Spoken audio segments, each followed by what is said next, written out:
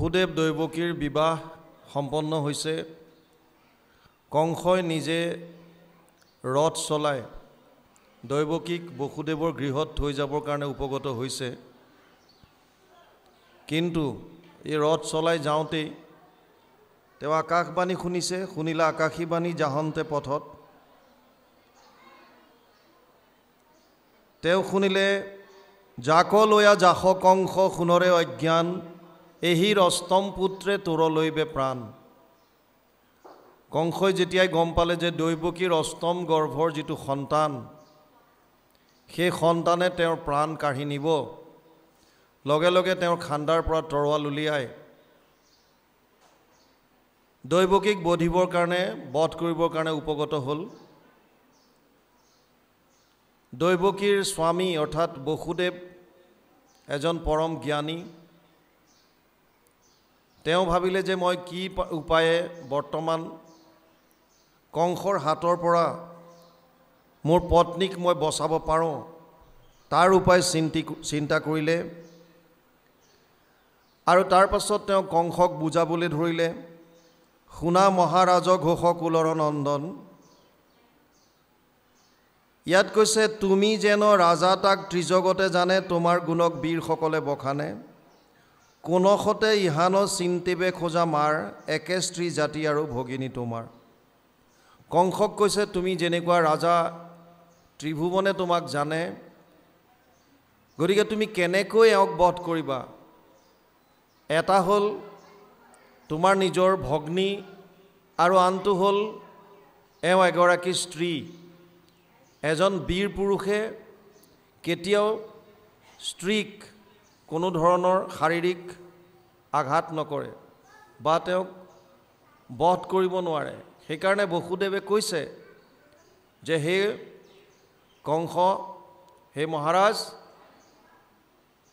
দৈৱকী তোমাৰ নিজৰ ভগ্নী আৰু লগতে এগৰাকী স্ত্ৰী, গতিকে তুমি কেনেকৈ এওঁক বধ কৰিবা। কমনে আচৰৈ পাপ মৰণ ভয়তে, জন্তুৰ উপজয় মৃত্যু দেহাৰ লগতে। আজি মৃত্যু হওক নহি সতেক অন্তৰে, অৱশ্যে মৰণ আছৈ সবে জগতৰে। বসুদেৱে বৰ সুন্দৰভাৱে বুজাইছে যে হে মহাৰাজ, জীৱ জন্ম হোৱাৰ লগে লগেই মৃত্যুটো নিশ্চিত। জাতস্য হি ধ্ৰুৱ মৃত্যু ধ্ৰুৱ জন্ম মৃতস্য চ, তস্মাদ অপৰিহাৰ্যৰ্থে নাত্বম সূচিতুমৰ্হসি। দ্বিতীয় অধ্যায় 27 নম্বৰ শ্লোক গীতা। অৰ্জুনক ভগৱান কৃষ্ণই কৈছে, হে অৰ্জুন, প্ৰাণী যেতিয়া জন্ম হয় তেওঁৰ মৃত্যুটো নিশ্চিত হৈ থাকে। জাতস্য হি ধ্ৰুৱ মৃত্যু, আৰু যাৰ মৃত্যু হয় তাৰ পুনৰ জন্ম আছে যদি মুক্তি নেপায়। জাতস্য হি ধ্ৰুৱ মৃত্যু ধ্ৰুৱ জন্ম মৃতস্য চ, মৃতকসকলৰ পুনৰ জন্ম আছে, ই সত্য। সেইকাৰণে এইটো এটা প্ৰকৃতিৰ নিয়ম বুলি মানি তুমি শোক নকৰিবা, এইবুলি অৰ্জুনক কৈছিল। ইয়াতো বসুদেৱে এতিয়া কংসক কৈছে, হে মহাৰাজ, প্ৰাণী উপজিলে তাৰ মৃত্যু আছেই, জন্তুৰ উপজয় মৃত্যু দেহাৰ লগতে। 5টা বস্তু মাতৃৰ গৰ্ভত থাকোঁতেই জীৱৰ ফাইনেল হৈ যায় বুলি শাস্ত্ৰত কয়। আয়ু কৰ্মম চ বিত্তম চ বিদ্যা নিধনমেব চ, পঞ্চৈতস্য সৃজন্তে গৰ্ভস্থস্য দেহিনাম। গৰ্ভত, মাতৃ গৰ্ভত সন্তান থাকোঁতে 5টা বস্তুৰ ফাইনেল হয়। কি কি? আয়ুস, কিমান দিন জীয়াই থাকিব। কৰ্মম চা, কেনেকুৱা ধৰণৰ কৰ্ম আচৰণ কৰিব। বিদ্যা কেনেকুৱা হ'ব, জ্ঞান কেনেকুৱা হ'ব, টকা পইচা বিত্ত কেনেকুৱা হ'ব, আৰু নিধন, একজেক্টলি মৃত্যু কেতিয়া হ'ব। আয়ু কৰ্মম চা বিত্তম চা বিদ্যা নিধনমেব চ, পঞ্চৈতস্য সৃজন্তে গৰ্ভস্থস্য দেহিনাম। মাতৃৰ গৰ্ভত থাকোঁতেই এই 5টা বস্তু ফাইনেল হৈ আহে। ইয়াত সেইকাৰণেই বসুদেৱে কংসক কৈছে, জন্তুৰ উপজয় মৃত্যু দেহাৰ লগতে। যেতিয়াই গৰ্ভত এটা প্ৰাণীয়ে স্থিতিয়ল হয়, তাৰ লগে লগেই তেওঁৰ প্ৰাৰব্ধত কিমান দিন কি লৈ আহিছে সেই বস্তুটো ফাইনেল হৈ যায়, কিমান দিন জীয়াই থাকিব। তাৰ পাছত কৈছে ইয়াত, আজি মৃত্যু হওক নহি খতেক অন্তৰে অৱশ্যে মৰণ আছে সবে জগতৰে। চাওক, জন্ম আৰু মৃত্যুৰ কনচেপ্টটো অকণমান বুজি লওক, যিকেইগৰাকী আছে বৰ জানিবলগীয়া কথা। আমাৰ যেতিয়াই জন্ম হয় মৃত্যুটো নিশ্চিত হৈ থাকে। কোনে কিমান দিন আয়ুষত চাউল লৈ আহিছে এইটো প্ৰাৰব্ধত অলৰেডি ফাইনেল হৈ আহে। এতিয়া জন্ম আৰু মৃত্যুটো নিশ্চিত, ইয়াৰ মাজৰ সময়খিনিক জীৱন বুলি কয়। এই জীৱনটো কাৰোবাৰ কাৰণে দীঘলীয়া হয়, কাৰোবাৰ কাৰণে চুটি হয়। মানে কোনোবাই বহুত কম দিন জীয়াই থাকে আৰু কোনোবাই বেছি দীঘলীয়াকৈ জীয়াই থাকে। কিন্তু চিন্তা কৰিবলগীয়া ইয়াত একোৱেই নাই, যিহেতু প্ৰাৰব্ধ যেনেধৰণে লৈ আহিছে আমি সিমান দিনে ইয়াত থাকিব পাৰোঁ। সেইকাৰণে বসুদেৱে বৰ সুন্দৰভাৱে বুজাইছে, আজি মৃত্যু হওক নহি খতেক অন্তৰে অৱশ্যে মৰণ আছে সবে জগতৰে। যেতিয়াই জন্ম ল'ব তাৰ মৃত্যুটো আছেই, লাগিলে আজি হওক, লাগিলে 100 বছৰৰ পাছত হওক। তাৰ পাছত কৈছে, কৰ্মৰ অধীন জীৱ যেতিক্ষণ যায় এৰৈ পূৰ্ব দেহা আউৰ শৰীৰক পায়। যেন জোকে তৃণ পাইলে এৰৈ আউৰ তৃণ জীৱন মৰণ স্বপ্নে এৰে নুহি ভিন্ন। ইয়াত কৈছে কৰ্মৰ অধীন জীৱ যেতিক্ষণে যায় এৰৈ পূৰ্ব দেহা আউৰ শৰীৰক পায়। আমাৰ মানুহে কৰ্ম অনুসাৰে বিভিন্ন শৰীৰ পায়, বিভিন্ন যোনি পায়। যাৰ যেনেকুৱা কৰ্ম সেই কৰ্ম অনুযায়ী মানুহে বিভিন্ন ধৰণৰ যোনি পায়। আমাৰ কোনেও কৰ্ম নকৰাকৈ থাকিব নোৱাৰে। নাহি কচ্ছিত ক্ষণমপি জাতু তিষ্ঠত্য অকৰ্মকৃত কাৰ্যতেহি অৱসকৰ্ম সৰ্ব প্ৰকৃতি জেৰ গুণেই। 3 অধ্যায় 5 নম্বৰ শ্লোকত অৰ্জুনক কৈছে, হে অৰ্জুন, কোনো মানুহ কাম নকৰাকৈ এক মুহূৰ্ত থাকিব নোৱাৰে। আৰু কাম কৰিলে তাৰ 3 ধৰণৰ ফল আহে। অনিষ্টম ইষ্টম মিশ্ৰম চ ত্ৰিবিধা কৰ্মনা ফলম। 8 অধ্যায় 12 নম্বৰ শ্লোক গীতা। অৰ্জুনক কৈছে, হে অৰ্জুন, প্ৰত্যেক মানুহে যেতিয়াই কৰ্ম কৰে তাৰ 3 ধৰণৰ ফল আহে। এটা হৈছে ভাল, এটা হৈছে বেয়া, এটা হৈছে মিশ্ৰিত। ভাল ফল যেতিয়া আমাৰ পুণ্য থাকে তেতিয়া আমি স্বৰ্গলৈ যাব পাৰোঁ, দেৱতা হৈ থাকিব পাৰোঁ। কিন্তু কেতিয়ালৈকে? যিমান দিনলৈকে প্ৰাৰব্ধত পুণ্য আনিছে তিমান দিনলৈকে দেৱতাৰ শৰীৰ লাভ কৰিব পাৰিব। তে ত্বম ভুক্ত্বা স্বৰ্গলোক বিশালম ক্ষীণে পুণ্যে মৃত্যুলোকম বিশন্তি। 9 অধ্যায় 21 নম্বৰ শ্লোক গীতা। তেতিয়ালৈকে স্বৰ্গত থাকিব পাৰিব যেতিয়ালৈকে আপোনাৰ পুণ্য থাকে। যদি প্ৰাৰব্ধত কেৱল পাপ লৈ আহিছে তেতিয়াহ'লে অধোজনী, কীট পতংগ, পোক পৰুৱা, জীৱ জন্তু। আৰু যদি মিশ্ৰিত থাকে তেতিয়াহ'লে মনুষ্যৰ যোনি। সেইকাৰণে মানুহৰ যোনিত সুখ দুখ দুইটা আমি ভোগ কৰিব লাগে। ইয়াত এতিয়া বসুদেৱে কৈছে, কৰ্মৰ অধীন জীৱ যেতিক্ষণে যায় এৰৈ পূৰ্ব দেহা আউৰ শৰীৰক পায়। কৰ্মৰ অধীন হৈ এটা শৰীৰ যেতিয়া ত্যাগ কৰে আকৌ তেওঁৰ ফল অনুযায়ী বেলেগ এটা শৰীৰ পায়। বাসাংসি জীৰ্ণানি যথা বিহায় নৱানি গৃহণতি নৰোপৰাণি তথা শৰীৰানি বিহায় জীৰ্ণানি অন্যান সংয়াতি নৱানি দেহি। 2 অধ্যায় 22 নম্বৰ শ্লোক গীতা। অৰ্জুনক কৈছে, হে অৰ্জুন, মানুহৰ যেনেকৈ বস্ত্ৰ ফাটি গ'লে নতুন বস্ত্ৰ পৰিধান কৰে তেনেকৈ জীৱই বা আত্মাই এটা শৰীৰ তেওঁ থকাৰ অনুপযোগী বুলি ভাবিলে বেলেগ শৰীৰলৈ তেওঁ ধাৱমান হয়। যেনেকৈ চীনা যোগবিলাকে এডাল বন এৰাৰ আগতে বেলেগ এডাল বন ধাৰণ কৰে, তাৰপিছত ইডাল বন এৰি যায়। ইয়াত ঠিক তেনেকৈ কৈছে, এৰৈ পূৰ্ব দেহা আউৰ শৰীৰক পায়। যেন জোকে তৃণ পাইলে এৰে আউৰ তৃণ জীৱন মৰণ স্বপ্নে এৰে নুহি ভিন। জীৱন মৰণটো ইয়াতকৈ একো বেলেগ নহয়। যেনেকৈ জোকে এডাল বন বেলেগ এডাল পোৱাৰ পাছত এডাল এৰি দিয়ে, তেনেকৈ আত্মাই এটা শৰীৰ ত্যাগ কৰি বেলেগ এটা শৰীৰ ধাৰণ কৰে। যিটোজনে কুশলক চিন্তে আপোনাৰ হেন জানি দ্ৰোহ নিচিন্তিবা কেবেকাৰ। ইয়াত কৈছে যে যদি তুমি নিজৰ কুশল বা মংগল যদি চিন্তা কৰিছা তেতিয়াহ'লে কোনো প্ৰাণীৰ অপকাৰ বা অহিত চিন্তা নকৰিবা। যিটো মূল মন্ত্ৰ হিচাপে গুৰুজনাই এক শৰণ হৰিনাম ধৰ্ম দিছিল, য'ত হিংসা ধৰ্মৰ দূৰ দূৰলৈকে কোনো ধৰণৰ সম্পৰ্ক নাই। আৰু সেইটোকে ইয়াতো কৈছে যে কাৰো প্ৰতি দ্বেষ ভাৱ, কাৰো অহিত চিন্তা নকৰিবা, কাৰো দ্ৰোহ নকৰিবা, কাৰণ ইহ পৰ লোকে নাহি দ্ৰোহীৰ কল্যাণ, বিস্তৰ কহিব কিবা তুমি সৰ্বজান। বসুদেৱে কৈছে, হে মহাৰাজ, যিসকল দ্ৰোহী, যি আনৰ অহিত চিন্তা কৰে, যি আনৰ হিংসা কৰে, তেওঁলোকৰ এইটো লোকতে হওক বা ভৱিষ্যতে যিয়ে লোক নাপাওক কিয়, ক'তো তেওঁলোকৰ কল্যাণ নাই। আৰু মই তোমাক বিস্তৰভাৱে কি ক'ম, কাৰণ তুমি সকলো জানা। তোমাৰেহে কনিষ্ঠ ভগিনী জীৱ প্ৰায়, হেন জানি আংক কাটিবাক নোযোৱাই। ক্ষমিও ক ৰাজা তুমি দীন দয়াশীল, আগ পাছ চিনাই আৰু বিস্তৰ বুলিল। বসুদেৱে কৈছে, তোমাৰ এই কনিষ্ঠ ভগ্নী কোন? দৈৱকী। সেইকাৰণে এওঁক কটাটো উচিত নহয়। সেইকাৰণে অনুৰোধ কৰিছে, হে মহাৰাজ, তুমি এওঁক ক্ষমা কৰা। কৰিলা কাকুতি টাংক অনেক কাৰুণে, তথাপিতো দৈৱকীক নেৰিল দাৰুণে।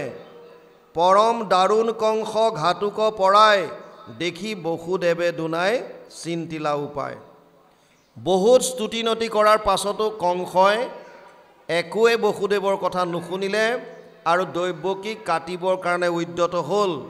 তেতিয়া বসুদেৱে ভাবিলে, মই যেনেকৈ হওক, যেতিয়া মানুহ বিপদত পৰে, মৃত্যুৰ সময় আহি যায় বা সংঘাত আহে, যিকোনো প্ৰকাৰে তেওঁলোক বাচিবলৈ চায়। সেইকাৰণে ইয়াত কৈছে যে দেখি বসুদেৱে দুনাই চিন্তিলা উপায়। ইয়ালৈকে গৈছেনে বা আৰু গৈছে? আৰু গৈছে, একোত যাব। যাবে বল বৃদ্ধি থাকে, থিৰ কৰি মন, মৃত্যুক তৰিবে লাগি কৰিব যতন। পুত্ৰক অৰ্পিবো বুলি কংস নিপতিক, ইহাৰ হাতৰ এৰুৱাও দৈৱকী। তাৰপাছত ক'লে, যেতিয়ালৈকে বল বুদ্ধি থাকে, তেতিয়ালৈকে মৃত্যুৰ পৰা পাৰ পাবৰ কাৰণে আমি চিন্তা কৰিব লাগে। যিমান পৰা যায় সিমানখিনি আমি চেষ্টা কৰাটো উচিত। বসুদেৱে সেইকাৰণে ভাবিলে যে কংসক আৰু শাস্ত্ৰৰ জ্ঞান দি লাভ নাই, কাৰণ তেওঁ মনত যিটো ভাবি লৈছে, যিটো ভয়ত কংস আছে যে দৈৱকীৰ অষ্টম পুত্ৰই মোৰ প্ৰাণ ল'ব। ভাগৱতত দুজন মানুহে আগতীয়াকৈ গম পাইছে, এজন হৈছে পৰীক্ষিত আৰু এজন কংস। পৰীক্ষিতে গম পাইছিল সপ্তম দিৱসতোক তক্ষকে দংশক, বিষ বাহিনী লাগি তোৰ শৰীৰ ভস্ম হওক। 7 দিনৰ দিনা তক্ষকে দংশন কৰিব। আৰু ইয়াত কংসই গম পাইছে যে দৈৱকীৰ অষ্টম পুত্ৰে তোৰ লৈব প্ৰাণ, অৰ্থাৎ দৈৱকীৰ অষ্টম পুত্ৰৰ হাতত তেওঁ প্ৰাণ যাব। দুইজনে মৃত্যুৰ আগজাননী পাইছে, কিন্তু পৰীক্ষিতে সংসাৰৰ প্ৰতি বৈৰাগ্য ভাৱ ধাৰণ কৰি পিতেক জন্মেজয়ক ৰাজ্যভাৰ দি গংগা তীৰত আহি কৃষ্ণৰ চিন্তন কৰিবলৈ ধৰিলে। তাৰ বিপৰীতে কংসই যিটো মৃত্যুৰ চ'ৰ্চ, যিটো উৎস, সেই উৎসটোকে ধ্বংস কৰি দিম বুলি তেওঁ আগবাঢ়িছে। কিন্তু যাৰ যেতিয়া মৃত্যু আহিব, কোনেও তাৰ পৰা ৰক্ষা পাব নোৱাৰে। পৃথিৱীত এনেকুৱা কোনো নাই যি মৃত্যুৰ পৰা হাত সাৰিব পাৰিছে। সেইকাৰণে আমি বাৰে বাৰে কৈছোঁ, জাতস্য হি ধ্ৰুৱ মৃত্যু, ধ্ৰুৱ জন্ম মৃতস্য চ। যাৰ মৃত্যু যেতিয়া কাৰোবাৰ জন্ম হৈছে জীৱৰ, তাৰ মৃত্যুটো নিশ্চিত। এতিয়া ইয়াত বসুদেৱে ভাবিলে, মই এটা কাম কৰোঁ যে মোৰ যিমান জন্ম হ'ব পুত্ৰ, এই পুত্ৰখিনি কংসৰ হাততে গতাই দিম বুলি এটলিষ্ট বৰ্তমান সময়ত মই দৈৱকীৰ প্ৰাণটো ৰক্ষা কৰোঁ, এই বুলি ভাবিছে। ইয়ালৈকে পদে গৈছে, নাই কিবা দৈৱকীৰ গৰ্ভে পুত্ৰ নোপজয়, কিবা কংস মৰি আগে যায় জমালয়। কংসু যেবে নমাৰয় পুত্ৰ হৈ জাত, তাৰে হাতে হৈ কিবা আৰে কন্ধপাত। ইয়াত তেওঁ ভাবিছে, যদি বৰ্তমান সময়ত মই কিবা এটা কৰি পুত্ৰ সমৰ্পণ কৰি দিওঁ বুলি দৈৱকীৰ যদি মই প্ৰাণটো ৰক্ষা কৰিব পাৰোঁ, তেতিয়াহ'লে এইটোতো গেৰেণ্টি নহ'বও পাৰে যে কিবা দৈৱকীৰ গৰ্ভে পুত্ৰ নোপজয়। কিজনী দৈৱকীৰ গৰ্ভত পুত্ৰ জন্মই নহয়, কিবা কংস মৰি আগে যায় জমালয়, কিজনী কংস অষ্টম পুত্ৰ হোৱাৰ আগতেই মৃত্যু হয়। কংস যেবে নমৰয় পুত্ৰ হোৱে জাত। যদি কংস মৃত্যু নহয় আৰু পুত্ৰ যদি জন্ম হয়, তাৰ হাতে হৈ কিবা আৰে কন্ধপাত, কিজনী তেতিয়া মোৰ পুত্ৰৰ হাততেই কংসৰ বধ হয়। এই বুলি মনতে জল্পনা কল্পনা কৰি যেনেকৈ হওক দৈৱকীৰ প্ৰাণ ৰক্ষা কৰিবৰ কাৰণে চিন্তা কৰি কংসক ক'লে যে মই তোমাক মোৰ যিমান পুত্ৰ জন্ম হ'ব এই পুত্ৰখিনি তোমাৰ হাতত তুলি দিম। কোনে বুজি বেক বিপৰীত দৈৱ গতি, হেন পৰামৰিশ কৰিয়া মহামতী।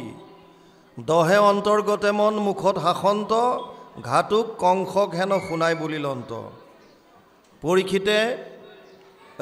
বসুদেৱে যেতিয়া দেখিলে যে উপায় নাই, কোনো কাৰণ নাই, দৈৱকীক যেতিয়া মাৰিবৰ কাৰণে কংস উদ্যত হ'ল, গতিকে মনটো যেতিয়াও তেওঁ দুখেৰে ভৰি আছে, দহে অন্তৰ্গতে, কিন্তু মুখত হাঁহি লৈ তেওঁ কংসক ক'লে, কি ক'লে? শুনিলাহা ৰাজা যেন আকাশী বচন, দৈৱকীত হন্তে নাহি তোমাৰ মৰণ। হে মহাৰাজ, তুমি যিটো আকাশী বাণী শুনিছা, তাততো তোমাক দৈৱকীৰ হাতত মৃত্যু আছে বুলি কোৱা নাই। তোমাক কৈছে যে দৈৱকীৰ অষ্টম পুত্ৰে তোৰ লৈব প্ৰাণ, মানে দৈৱকীৰ পৰা তোমাৰ মৃত্যু নাই। তাৰ বিপৰীতে দৈৱকীৰ গৰ্ভত জন্ম হোৱা অষ্টম পুত্ৰৰ দ্বাৰাহে তোমাৰ প্ৰাণ যাব বুলি আকাশীবাণী হৈছে। গতিকে ইয়াত কৈছে তাহান পুত্ৰত যেবে ভৈল মৃত্যু ভয়, সোমপিপু তোমাতে উপজিলে পুত্ৰ ছয়। যিহেতু দৈৱকীৰ পৰা তোমাৰ কোনো প্ৰাণৰ সংশয় নাই, তেওঁৰ সন্তানৰ পৰাহে আছে, গতিকে মই জন্ম হোৱাৰ লগে লগে সেই সন্তানসমূহক তোমাৰ ওচৰত আহি অৰ্পণ কৰিম। হেন শুনি দৈৱকীক এৰি মহাবলী, পৰৱৰ্তী আপোন গৃহক গৈলা চলি। এই কথাটো শুনাৰ পাছত কংসই দৈৱকীক এৰি নিজৰ ঘৰলৈ গুচি গ'ল। দেখি বসুদেৱ মনে মহাতুষ্ট ভৈলা, ভাৰ্যায়ে সহিতে নিজৰ মন্দিৰক গৈলা। এই কথাখিনি শুনাৰ পাছত বসুদেৱ তুষ্ট হ'ল, সন্তুষ্ট হ'ল আৰু দৈৱকীক লগত লৈ নিজৰ ঘৰলৈ গ'ল। কতদিন অন্তৰে দৈৱকী মহাধন্যা, জনিলন্ত অস্ত্ৰপুত্ৰ আৰু এক কন্যা। কীৰ্তিমন্ত নামে পুত্ৰ ভৈল প্ৰথমত, বসুদেৱে দিলা নিয়া কংসৰ হাতত। কিছুদিনৰ পাছত দৈৱকীৰ সন্তান হ'ল। প্ৰথমটো সন্তানৰ নাম ইয়াত দিছে কীৰ্তিমন্ত। সন্তান জন্ম হোৱাৰ লগে লগে বসুদেৱে, যিহেতু তেওঁ এজন সত্যবাদী, সেইকাৰণে তেওঁ নিজৰ সন্তানটো লৈ গৈ কংসৰ হাতত তুলি দিলে। কীৰ্তিমন্ত নামে পুত্ৰ ভৈল প্ৰথমত, বসুদেৱে দিলা নিয়া কংসৰ হাতত।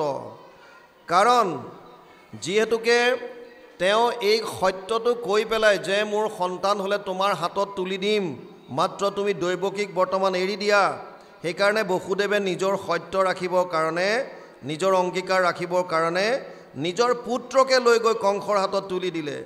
এৰিলন্ত পুত্ৰ স্নেহ অসত্যক দৰে, কোননো দুষ্ট যাচৈ হৰি ভকতৰে। তেওঁ নিজৰ পুত্ৰৰ স্নেহ এৰি দিছে। ইয়াততো লিখিছে ভাগৱতে যে হৰি ভকতৰ কাৰণে এনেকুৱা দুষ্ট কি আছে, তেওঁলোকে কৰিব নোৱাৰা কাম কি আছে।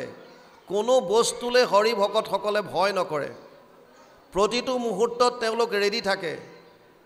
যিকোনো কাৰণত তেওঁলোকে নিজৰ প্ৰাণ দিবৰ কাৰণে কোনো ধৰণৰ মনত সংশয় নাই। আপোনালোকে জানে দধীচি মুনিয়ে নিজৰ শৰীৰ ত্যাগ কৰিছিল দেৱতাসকলক ৰক্ষা কৰিবৰ কাৰণে। যেতিয়া বৃত্তাসুৰৰ ভয়ত দেৱতাসকলে গৈ ভগৱান বিষ্ণুৰ ওচৰত যেতিয়া শৰণ লৈছিল, প্ৰভু ভগৱন্তই কৈছিল যে বৃত্তাসুৰক বধ কৰিবলৈ এপাত বজ্ৰ নিৰ্মাণ কৰিব লাগিব, আৰু সেই বজ্ৰ নিৰ্মাণ হ'ব দধীচিৰ অস্থিৰ দ্বাৰা। তেতিয়া দেৱতাসকল দধীচি মুনিৰ ওচৰলৈ গৈছিল আৰু দধীচিক কৈছিল যে হে মুনিবৰ, আমাক ৰক্ষা কৰা তোমাৰ শৰীৰ দান কৰি। আৰু দধীচি মুনিয়ে দেৱতাসকলক ৰক্ষা কৰিবৰ কাৰণে নিজৰ শৰীৰ দান দিছিল, আৰু তেওঁৰ অস্থি লৈ গৈ বিষ্ণু তেজৰ সৈতে বজ্ৰ তৈয়াৰ কৰিছিল, পাছত বৃত্তাসুৰক বধ কৰিছিল। হৰি ভকতৰ কাৰণে দুষ্টেজ একো নাই। ইয়াত বসুদেৱে নিজৰ কথা ৰাখিবৰ কাৰণে, নিজৰ সত্য ৰাখিবৰ কাৰণে নিজৰ পুত্ৰ, প্ৰথম পুত্ৰক নি কংসৰ হাতত তুলি দিছে। গতিকে হৰি ভকতৰ কাৰণে একো দুষ্ট ইয়াত নাই বুলি কৈছে। যিজনৰ মন মগ্ন ভৈল কৃষ্ণ পাৱে, আন কোনো বস্তু সিটো মুখ্যকো নাচাৱে। যিজনে কৃষ্ণৰ চৰণত এবাৰ শৰণ ল'লে তাৰ কাৰণে আনটো বেলেগ কথা ই মুখ্যকো নিবিচাৰে। সেইকাৰণে মহাপুৰুষ মাধৱদেৱে কীৰ্তনৰ প্ৰথমতেই লিখিছে মুক্তিটো নিস্পৃহা যিটো সেহি ভকতক নমো বুলি। মই সেইজন ভকতক নমস্কাৰ কৰোঁ যিজনৰ মুক্তিৰ প্ৰতিও মুখ্যৰ প্ৰতিও কোনো স্পৃহা নাই। আৰু ইয়াত কৈছে হৰি ভকতে আনটো চব সামান্য কথা, তেওঁলোকে মুক্তিৰ প্ৰতিও কোনো ধৰণৰ ইচ্ছা নাই। যিজনৰ মন মগ্ন ভৈল কৃষ্ণ পাৱে আন কোনো বস্তু সিটো মুখ্যকো নাচাৱে, তেওঁলোকে মুক্তিৰো বাঞ্ছা নকৰে। ইয়ালৈকে গৈছে, তাৰপিছত অকণ যাওক কৃষ্ণ। এ ৰাম ৰাম মায়াৰ ৰচনা পুত্ৰ ভাৰ্যা ধন জন জানি সবে তেজি ভজা কৃষ্ণৰ চৰণ কংসে বোলৈ বসুদেৱ কিনো পুণ্য খালি এৰি দিলা পুত্ৰক সত্যক প্ৰতিপালি। এই ৰাম হাঁহিবলৈ নিও ইটো সৱালতো মাৰ আতহতে কিছু ভয় নাহিকে আমাৰ তোমাৰ অষ্টম পুত্ৰ ভলে দিবায়ানী সেইহে মোহৰ মৃত্যু শুনি আছো বাণী হেন শুনি বসুদেৱ পুত্ৰ কোলে ধৰি আপোন গৃহক গলা মনু পৰি হৰি নগলা সঞ্জাত কুৰ কংসৰ বচনে আন বুলি আন কৰ অসতি দুৰ্জন। কৃষ্ণ পদে কৈছে মায়াৰ ৰচনা পুত্ৰ বাৰ্যা ধনজন জানি সবে তেজি ভজা কৃষ্ণৰ চৰণ। যিমান ধন টকা পইচা পুত্ৰ পত্নী পৰিবাৰ আছে এই সকলো মায়াৰ ৰচনা। তিনিটাই মূল তত্ত্ব আছে, এক হৈছে ব্ৰহ্মতত্ত্ব বা ভগৱান, এক হৈছে মায়া আৰু এক হৈছে জীৱ। আমি জীৱবিলাকৰ বাহিৰে দুটাই তত্ত্ব আছে, এক ভগৱান তত্ত্ব আৰু এক মায়া। এই মায়াৰ তিনিটা গুণ আছে, সত্যম ৰজস তম ইতি গুণ প্ৰকৃতি সম্ভৱা, ৪ৰ্থ অধ্যায় ৫ নম্বৰ শ্লোক গীতা। অৰ্জুনক কৈছে হে অৰ্জুন মোৰ তিনিটা গুণ আছে মায়াৰ, সত্য ৰজ আৰু তম। এই তিনিটা গুণেই সমস্ত জগত কাঠ পুতলাৰ দৰে নচুৱাই আছে। ইয়াত কৈছে এই মায়াৰে ৰচনা হৈছে পুত্ৰ ভাৰ্যা ধন জন সকলো। আৰু মায়া যিমানবিলাক মায়াৰ বস্তু আছে অবস্তুক দেখাওয়াই বস্তুক আৱৰি এহিহে মোহৰ মায়া জানা নিষ্ট কৰি। ভাগৱতত কৈছে মায়া মানে যি অবস্তুক বস্তু কৰি দেখুৱায়। গতিকে যিটো প্ৰকৃততে সত্য নহয় তাকে আমাৰ ওচৰত সত্য হিচাপে দেখুৱায়, য'ত প্ৰকৃততে আনন্দ নাই তাতে আনন্দ আছে বুলি আমাক দেখুৱায়, আৰু তাৰ পাছতে আমি ঘূৰি আছোঁ। সেইকাৰণে ভাগৱতে কৈছে মায়াৰ ৰচনা পুত্ৰ ভাৰ্যা ধনজন জানি সবে তেজি ভজা কৃষ্ণৰ চৰণ। সেইকাৰণে কৈছে সকলো ত্যাগ কৰি কৃষ্ণৰ চৰণত আহা। ভাগৱতৰ মই প্ৰথমে কৈছিলোঁ 10টা লক্ষণ, অত্ৰ স্বৰ্গ বিসৰ্গ স্থানম পোষণম উতয় মনন্তৰ এশ অনুকথা নিৰোধ মুক্তিৰ আশ্ৰয় 2:10 দ্বিতীয় স্কন্ধ 10ম অধ্যায় 1ম শ্লোক ভাগৱত। যদিও কৈছে 10টা লক্ষণৰ কথা, ভাগৱতৰ মূল উদ্দেশ্য হৈছে আশ্ৰয়, অৰ্থাৎ 10ম লক্ষণটো আমি শৰণ ক'ত ল'ম, আশ্ৰয় ক'ত ল'ম। দশমৰ্থ বিশুদ্ধ্যাৰ্থম নবানিমিহ লক্ষণম বৰ্ণয়ন্তী মহাত্মান শ্ৰুতেন অৰ্থেন চাঞ্জসা 2:10 দ্বিতীয় স্কন্ধ 10ম অধ্যায় 2 নম্বৰ শ্লোক ভাগৱত। তাত কৈছে দশম স্কন্ধটো প্ৰতিপন্ন কৰিবৰ কাৰণে বাকী 9টা লক্ষণ বৰ্ণনা কৰিছে আৰু দশমত কি আছে আশ্ৰয় আমি আশ্ৰয় ক'ত ল'ম এখন দেশত এজন ৰজা আছিল ৰজাজনৰ কোনো উত্তৰাধিকাৰী নাছিল আৰু ৰজাজন সদায় চিন্তাত থাকে আমাৰ হাতত যিটো বস্তু নাথাকে আমি তাত সুখ থাকে বুলি ভাবো মোৰ হাতত যদি 20,000 30,000 টকীয়া এটা মোবাইল আছে মোৰ লগৰটোৱে যদি এটা আইফোন আনিলে মই সদায় ভাবিম যে মোৰ সুখটো এতিয়া তাত আছে 1 লাখ টকা 1.5 লাখ টকীয়া মোবাইলটোতে মোৰ সুখ আছে মোৰ হাতত যদি এখন বাইক আছে মোৰ লগৰটোৱে এখন যদি 4 হুইলাৰ আনিলে মই ভাবিম যে মোৰ সুখটো তাত আছে আমাৰ যিটো বস্তু হাতত নাথাকে আমি তাত সুখটো আছে বুলি ভাবি থকা বস্তুটোৰ আনন্দ আমি ল'ব নোৱাৰোঁ এই ৰজাজনৰ এজন ৰজা এখন ৰাজ্যৰ সব আছে কিন্তু সন্তান নাই সেইকাৰণে সদায় তেওঁ চিন্তা কৰে যে মোৰ সন্তান কেনেকৈ হ'ব আৰু সেইটো চিন্তা কৰি এবাৰ তেওঁ এজন তান্ত্ৰিকৰ ওচৰলৈ গ'ল তান্ত্ৰিকজনক সুধিলে যে মোৰ উত্তৰাধিকাৰী নাই কিবা উপায় আছেনে যিটো কৰিলে মই মোৰ উত্তৰাধিকাৰী পাম বা মোৰ সন্তান জন্ম হ'ব তান্ত্ৰিকজনে চাই মেলি ক'লে মহাৰাজ তুমি এটা সৰু ল'ৰা বলি দিব লাগিব নৰবলি যদি তুমি এটা সৰু ল'ৰা যদি বলি দিব পাৰা তেতিয়াহ'লে তোমাৰ এটা সন্তান হ'ব মহাৰাজজন ধাৰ্মিক আছিল তেওঁ ক'লে যে মই মোৰ সুখৰ কাৰণে কোনো এগৰাকী মাতৃৰ কোলাৰ পৰা সন্তান এটা কাঢ়ি আনি বলি দিব নোৱাৰোঁ তান্ত্ৰিকজনে ক'লে তেতিয়াহ'লে তোমাৰ উত্তৰাধিকাৰী হোৱাটো অসম্ভৱ লোভত পৰিলে মানুহে বিভিন্ন ধৰণৰ কাম কৰে সেইকাৰণে গীতাত কৈছে ত্ৰিবিধম নৰকস্যেদম দাৰম নাশনম আত্মনঃ কাম ক্ৰোধস তথা লোভস তস্মাদেতৎ ত্ৰয়ম ত্যজেত ষষ্টাদশ অধ্যায় 21 নম্বৰ শ্লোক গীতা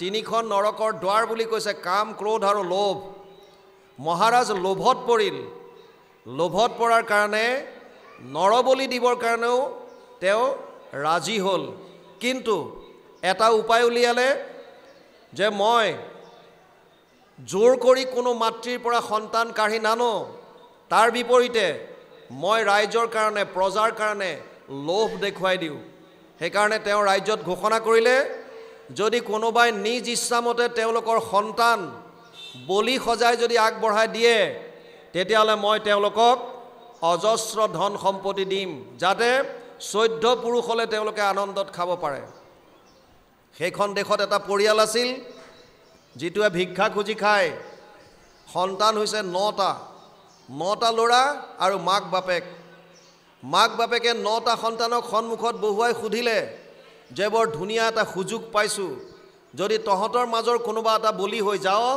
তেতিয়াহ'লে আমি অজস্ৰ ধন টকা পইচা পাম আৰু বাকী যেটা 8টা সন্তান থাকিব আমি সকলোৱে মিলি আনন্দত দিন কটাব পাৰিম কিন্তু প্ৰশ্ন হ'ল বলি হৈ কোন যাব 9টা ল'ৰা বহুৱাই ল'লে মাক বাপেকে ডাঙৰজনক ক'লে তয়ে সবতকৈ ডাঙৰ গতিকে তয়ে বলি হৈ যা সি ক'লে মই নাযাওঁ জন্ম দিয়াটো তহঁতে যেনেকৈ আমাক দিলি গতিকে মোৰ ভৰিত থিয় হোৱালৈকে দিব পৰালৈকে আমাক তুলি তালি ডাঙৰ দীঘল কৰাটো তহঁতৰ কৰ্তব্য গতিকে যেতিয়ালৈকে আমি নিজৰ ভৰিত থিয় নহওঁ তেতিয়ালৈকে তহঁতে তুলি তালি আমাক ডাঙৰ দীঘল কৰ মই কোনো কাৰণত বলি হৈ যাব নোৱাৰোঁ এটাকৈ সুধিলে 8টা ল'ৰাই মানা কৰি দিলে একেবাৰে সৰু ল'ৰাটোৰ বয়স হ'ব 7 বছৰমান ই সৰু এপা ভকতৰ লগত থাকি ভাল পায় ভাগৱত শ্ৰৱণ কৰি ভাল পায় মাক বাপেকে এই সুবিধাটোক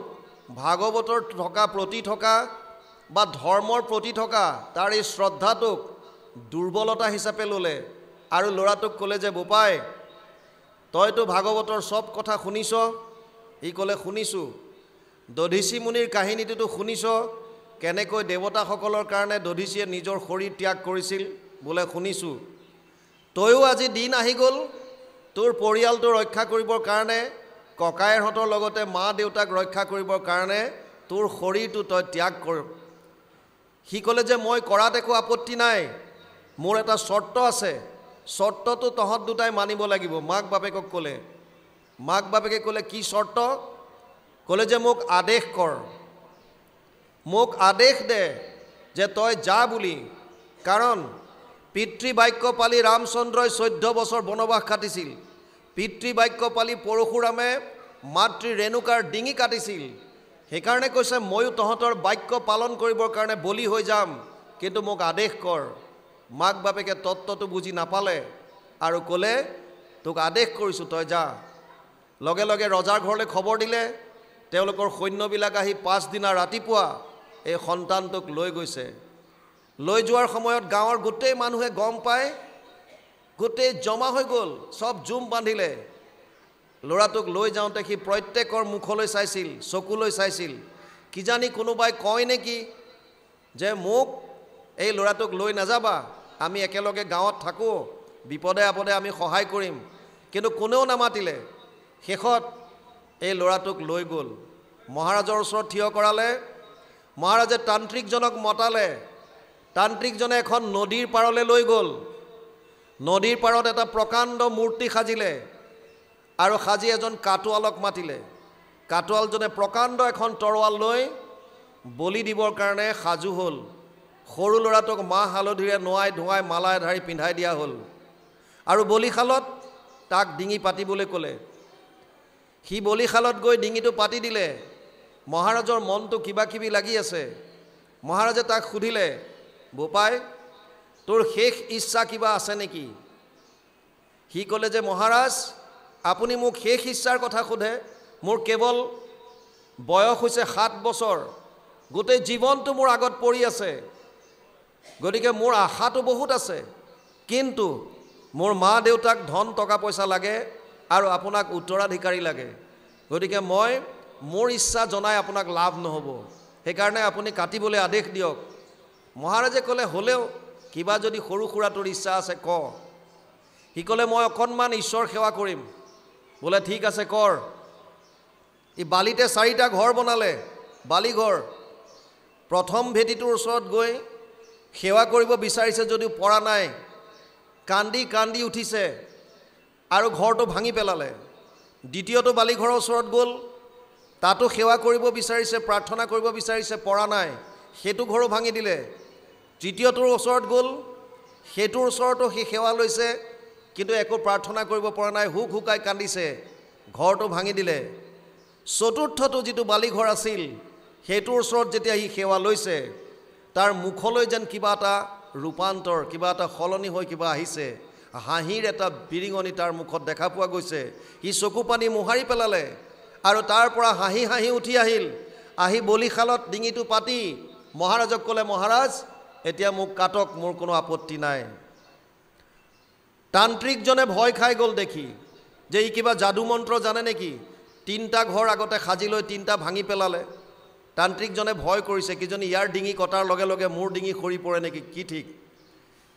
তথাপিও তাক সুধিছে বোপাই তই এইবিলাক কি কৰিলি সি কৈছে জানি কি লাভ আপোনালোকে কাটক মহাৰাজে সুধিলে পুনৰ অ উপাই বুজাই দে তই কি কৰিলি তে সেই কণমানিটোৱে কৈছিল মহাৰাজ এই 4টা মোৰ জীৱনৰ আশ্ৰয়ৰ স্থান মহাৰাজে ক'লে মানে প্ৰথমটো মোৰ পিতৃ মাতৃৰ আশ্ৰয় আমি সৰুৰে পৰা যেতিয়াই সংঘাত পাওঁ বিপদ পাওঁ দৌৰ মাৰি গৈ মাৰ কোলাত উঠো দেউতাৰ কোলাত উঠো আৰু তেতিয়া নিজকে সুৰক্ষিত অনুভৱ কৰোঁ ল'ৰাটোৱে কৈছে মই যি মা দেউতাৰ কোলাত উঠি নিজকে সুৰক্ষিত অনুভৱ কৰিছিলোঁ সেই মা দেউতাই আজি মোক বলি সজাই পঠাই দিলে গতিকে এইটো মোৰ কাৰণে আশ্ৰয়টো কোনো অৰ্থ নাই সেইকাৰণে এইটো অৰ্থহীন মই ভাঙি পেলালোঁ দ্বিতীয়টো কোন দ্বিতীয়টো মোৰ মিতিৰ কুটুম মোৰ গাঁৱৰ মানুহ আমি গাঁও পাতি কিয় বাস কৰোঁ এজনৰ যেতিয়া বিপদ হয় আমি 10 জন আগবাঢ়ি আহি তেওঁক সহায় কৰিব লাগে নহ'লে গাঁও পাতি থকাৰ লাভ কি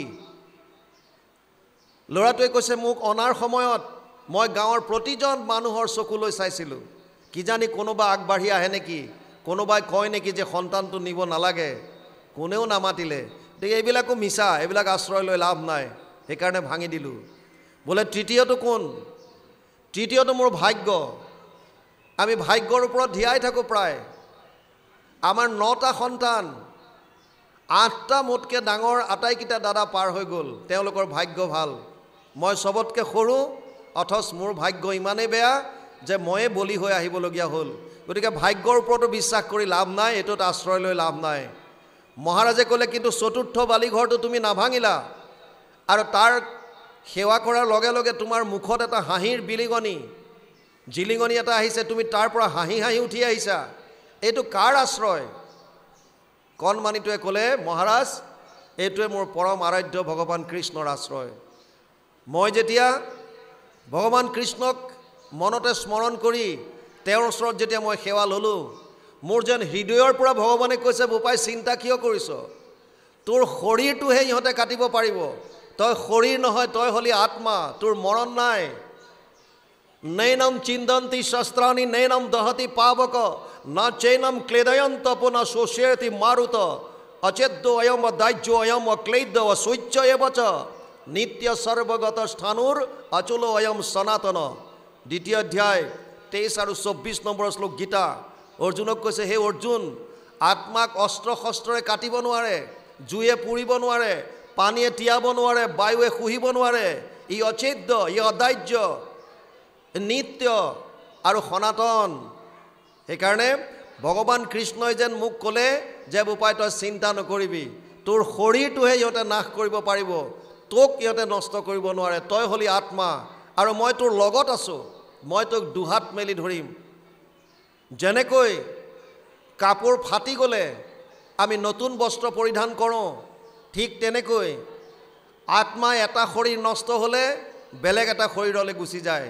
বাসামচি জীৰ্ণানি যথা বিহায় নৱানি গৃহণাতি নৰোপৰাণি তথা শৰীৰানি বিহায় জীৰ্ণানি অন্যান সংয়াতি নৱানি দেহি। দ্বিতীয় অধ্যায় 22 নম্বৰ শ্লোক গীতা।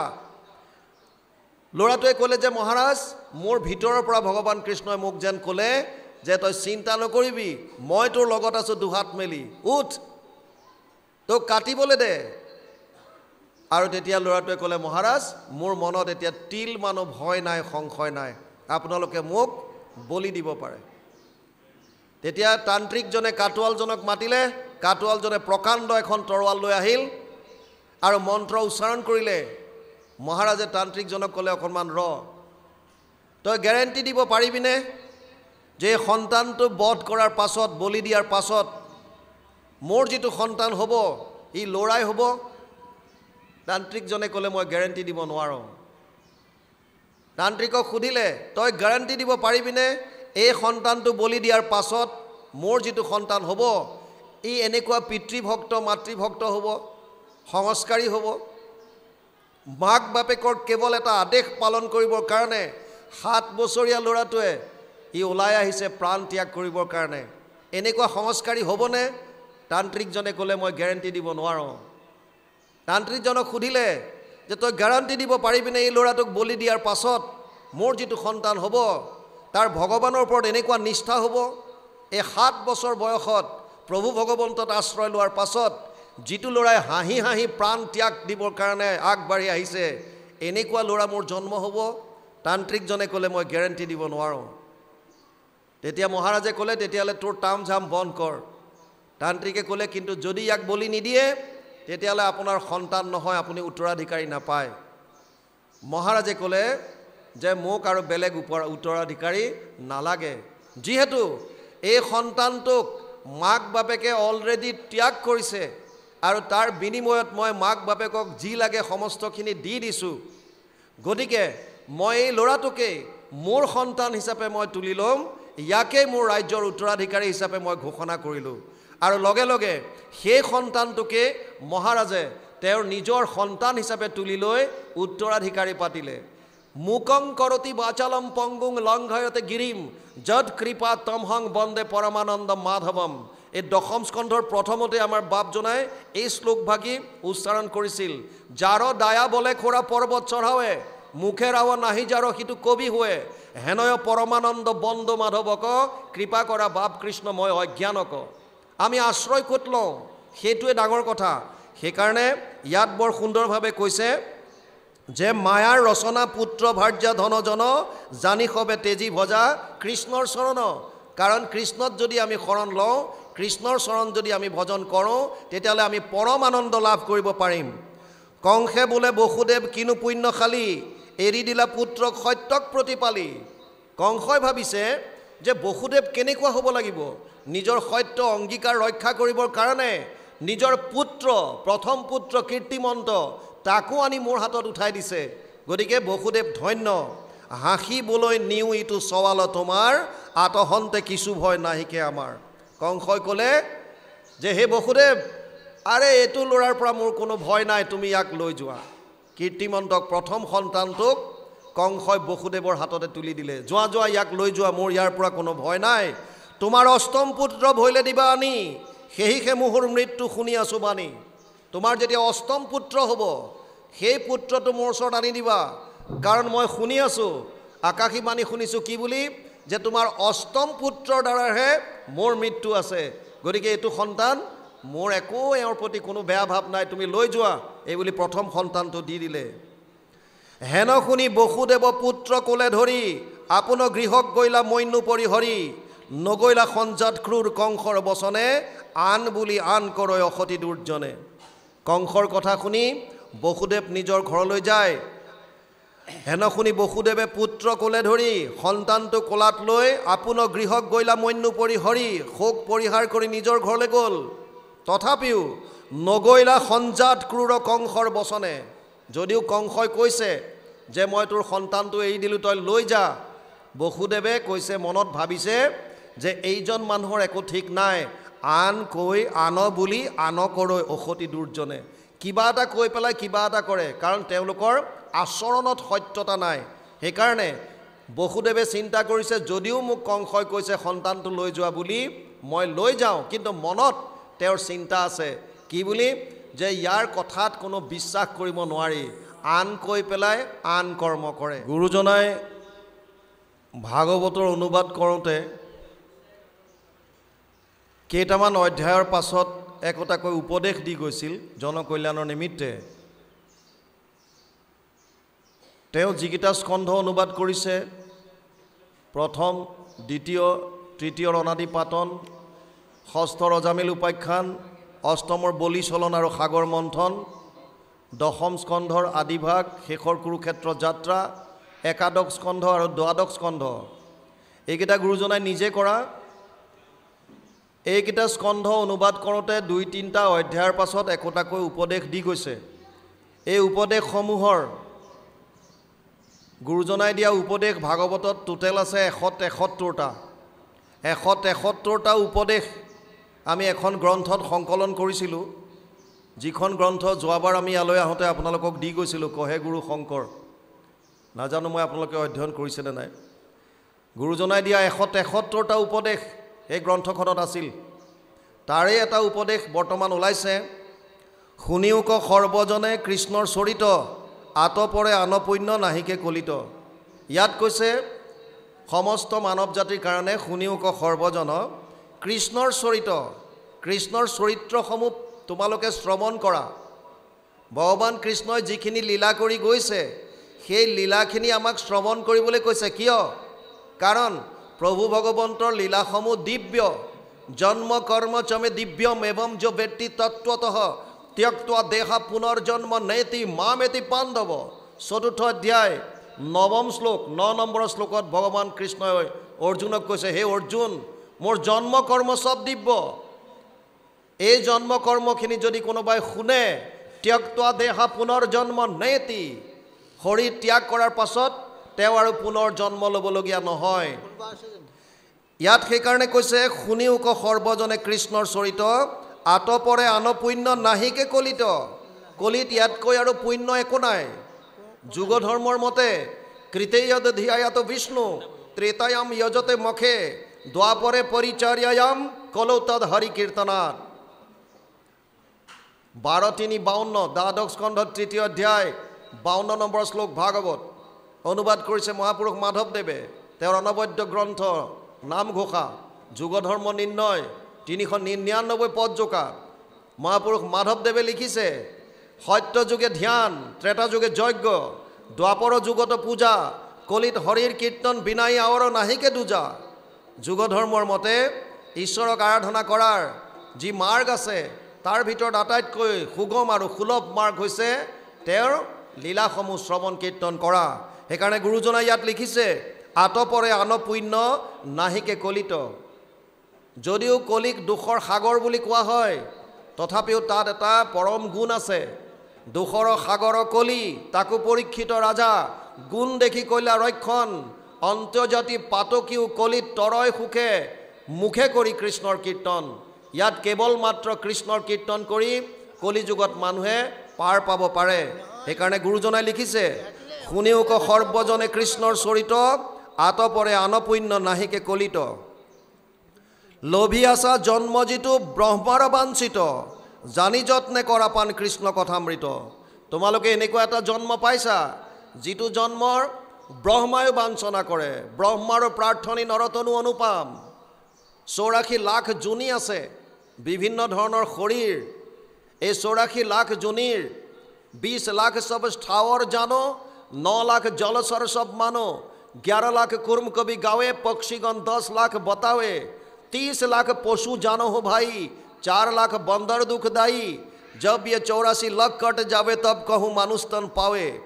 20 लाख गस गसनिर प्रजाति, 9 लाख जलचर प्राणीर प्रजाति, 11 लाख काछर दरे सरीसृप जातीय प्राणीर प्रजाति, चराई चिरिकटिर प्रजाति आछे 10 लाख, 30 लाख विभिन्न जन्तु, 4 लाख बांदर प्रजाति।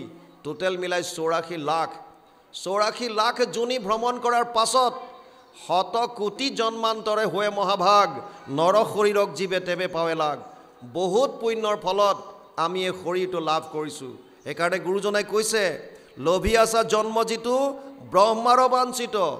এই শৰীৰটো পাবৰ কাৰণে ব্ৰহ্মায়ো আশা কৰে। কাৰণ স্বৰ্গই কওক, ব্ৰহ্মলোকলৈকে কওক, ক'তো সাধন কৰাৰ উপায় নাই, ঈশ্বৰ ভক্তি কৰাৰ উপায় নাই। কেৱল মানুহৰ যোনিৰ দ্বাৰাহে আমি ঈশ্বৰ ভক্তি কৰিব পাৰোঁ। বাকী সববিলাক ভোগৰ যোনি। তেওঁলোকে প্ৰাৰব্ধত লৈ অহা ফলখিনি ভোগ কৰে মাত্ৰ। যেনেকৈ এজন মানুহে পকেটত 1 লাখ টকা ভৰাই হিল ষ্টেচনত ফুৰিব গৈছে, 1 লাখ টকা থকালৈকে হিল ষ্টেচনত আনন্দ কৰিব পাৰিব। পইচা শেষ হোৱাৰ লগে লগে পুনৰ ঘৰলৈ আহিব লাগিব। ঠিক তেনেকৈ স্বৰ্গত দেৱতা হৈ তেতিয়ালৈকে থাকিব পাৰিব যেতিয়ালৈকে পুণ্য সঞ্চিত হৈ আছে। তে ত্বম ভুক্ত্বা স্বৰ্গলোক বিশালম, ক্ষীণে পুণ্যে মৃত্যুলোকম বিশন্তি। নৱম অধ্যায় 21 নম্বৰ শ্লোক গীতা। অৰ্জুনক কৈছে, হে অৰ্জুন, স্বৰ্গত তেতিয়ালৈকে থাকিব পাৰিবা যেতিয়ালৈকে তোমাৰ পুণ্য আছে। পুণ্য ক্ষয় হ'লে পুনু নৰকত মজে আকৌ আহিব লাগিব। সেইকাৰণে ইয়াত গুৰুজনাই কৈছে, লোভী আছা জন্ম যিটো ব্ৰহ্মাৰ বাঞ্ছিত, জানি যত্নে কৰা পান কৃষ্ণ কথামৃত। সেইকাৰণে তোমালোকে যত্ন কৰি কৃষ্ণৰ অমৃত পান কৰা। ক্ষণিক সংসাৰ বিলম্বত কাৰ্য নাই, চিন্তামণি জন্ম হেৰা হাততে হৰাই। ক্ষণিক সংসাৰ, এই সংসাৰখন খন্তেকীয়া। দুৰ্লভ মানুষ দেহ দেহী নাম ক্ষণভংগুৰ। একেবাৰে ক্ষণিক আমাৰ মানুহৰ দেহাটো কচুপাতৰ পানীৰ দৰে, বিজুলীৰ দৰে, নদীত টানি দিয়া এডাল ৰেখাৰ দৰে, পানীত টানি দিয়া ৰেখাডালৰ দৰে অস্থিৰ। এই আছে এই নাই। সেইকাৰণে ইয়াত লিখিছে, ক্ষণিক সংসাৰ, বিলম্বত কাৰ্য নাই, দেৰি কৰি লাভ নাই, চিন্তামণি জন্ম হেৰা হাততে হেৰায়। বহুত মূল্যৱান বস্তু যদি একো নকৰা, কাষতে থাকিও লাভ নহ'ব।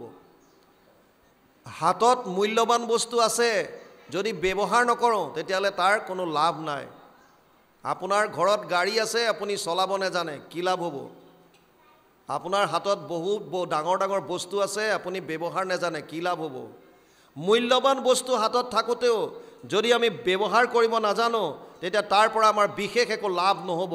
সেইকাৰণে ইয়াত কৈছে, ক্ষণিক সংসাৰ বিলম্বত কাৰ্য নাই, চিন্তামণি জন্ম হেৰা হাততে হেৰায়।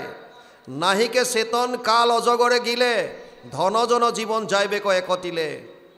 নাহিকে চেতন কাল অজগৰে গিলে। সময় আমাক এফালৰ পৰা গ্ৰাস কৰি আহি আছে। আমি দেখোঁ বহুতে জন্মদিন পাতে বিৰাট ধুমধামেৰে। এটা দিশ তেওঁলোকে চায় যে মোৰ জন্মদিন আজি, ইমান সংখ্যক জন্মদিন, কিন্তু এটা কথা পাহৰি যায় যে মই জীৱনৰ মোৰ ইমানখিনি দিন পাৰ কৰিলোঁ, মোৰ এটা বছৰ আকৌ কমিল। অৰ্থাৎ যদি 100টা বছৰ প্ৰাৰব্ধত লৈ আহিছিল, 40 নম্বৰৰ জন্মদিন যদি পাতি আছে, তেওঁ গম পাব লাগে যে 40টা বসন্ত মোৰ অলৰেডি গ'ল, মাত্ৰ মোৰ আগত 60 বছৰটোহে আছে। এটা এটা দিন আমাৰ পৰা কমি গৈ আছে। প্ৰতিটো মুহূৰ্তত সময় আমাৰ কমি গৈ আছে, আমি আগবাঢ়ি আছোঁ মৃত্যুৰ পথলৈ। গতিকে এই কথাটো ইয়াত কৈছে, চিন্তামণি জন্ম হেৰা হাততে হেৰাই, নাহিকে চেতন কাল অজগৰে গিলে, ধনজন জীৱন যায় বেক একতিলে। যিমানবিলাক ধন টকা পইচা সম্পত্তি আছে চব এক মুহূৰ্তত সকলো শেষ হ'ব। সেইকাৰণে ইয়াত গুৰুজনাই কৈছে যে সময় নষ্ট নকৰি কৃষ্ণৰ কথা, কৃষ্ণৰ লীলা শ্ৰৱণ কীৰ্তন কৰা। ইয়ালৈকে গৈছে কৃষ্ণ। যত দেখা ভাজা পুত্ৰ সবে কাৰণ, চাই মাত্ৰ থাকে কালে, ধৰে তেতি ক্ষণ। বিষয়ৰ সুখ কাটিলে কৰি সুৰ, যমৰ কিংকৰে ধৰি নিব যমপুৰা।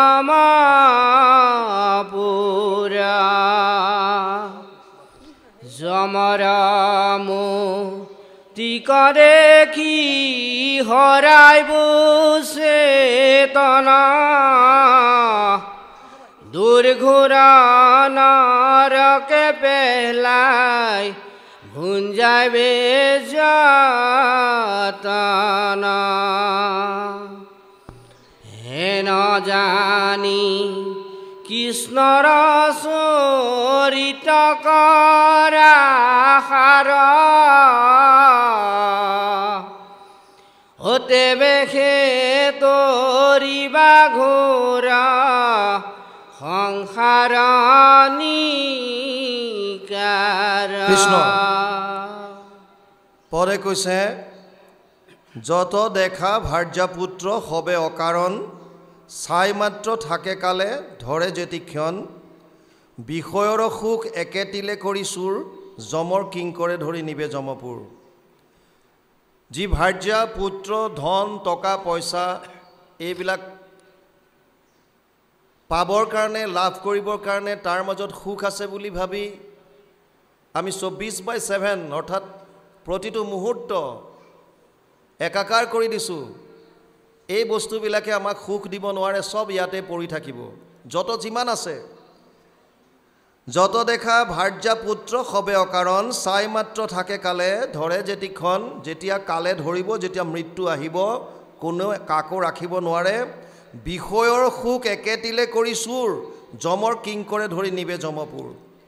য'ত বিষয়ত সুখ আছে বুলি আমি বৰ্তমান বিষয়ৰ সুখৰ প্ৰতি আশা কৰি ধন টকা পইচা পুত্ৰ পৰিবাৰ কৰি মৰি আছোঁ, এই সমস্তবিলাক যিমানবিলাক আছে সময় অহাৰ লগে লগে চব নষ্ট হ'ব। আৰু যিখিনি পুত্ৰ ভাৰ্যা আছে তেওঁলোককো যমৰ কিংকৰে ধৰি লৈ যাব। যমৰ কিংকৰে ধৰি নিবে যমপুৰ, যমৰ মূৰ্তিক দেখি হৰাইবে চেতনা, দুৰ্ঘোৰ নৰকে পেলাই ভুঞ্জাইবে যাতনা। আৰু যেতিয়া যমৰ কিংকৰে লৈ যাব, যাৰ যেনেকুৱা কৰ্ম সি তেনেকুৱা কৰ্ম ফল ভোগ কৰিব লাগিব। যদি আমি এই জীৱনত অপকৰ্ম কৰিছোঁ, নিষিদ্ধ কৰ্ম কৰিছোঁ, কৰিব নলগীয়াখিনি যদি কৰি আছোঁ, তাৰ ফলটো আমি ভোগ কৰিব লাগিব। যমদূতে আমাক বিভিন্ন ধৰণৰ শাস্তি দিব।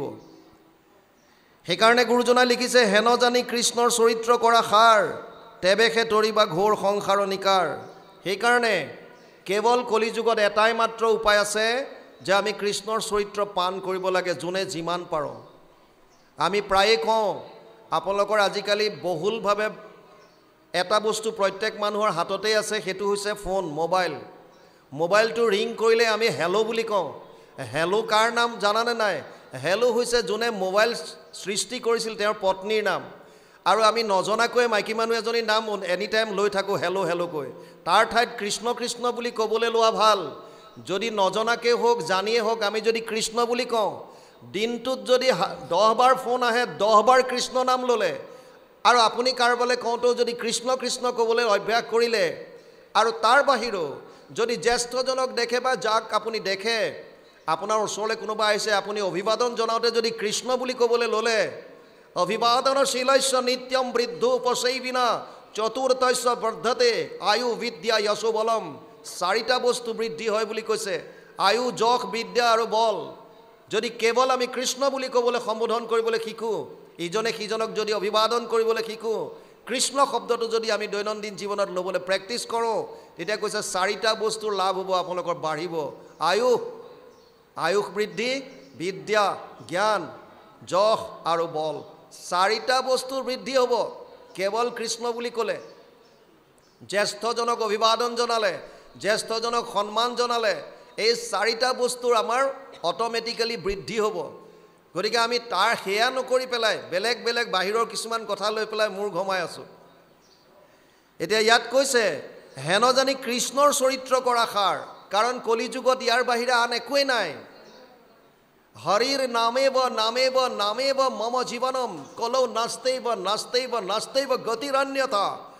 নাৰদে কৈছে কলিযুগত কেৱল হৰিনাম হৰিনাম আৰু হৰিনামে মোৰ জীৱন, হৰিনামৰ বাহিৰে মোৰ একো নাই একো নাই একো নাই, কেৱল কৃষ্ণৰ চৰিত্ৰ। সেইকাৰণে গুৰুজনাই ইয়াত বাৰে বাৰে কৈছে যে তোমালোকে কৃষ্ণৰ চৰিত্ৰ পান কৰা।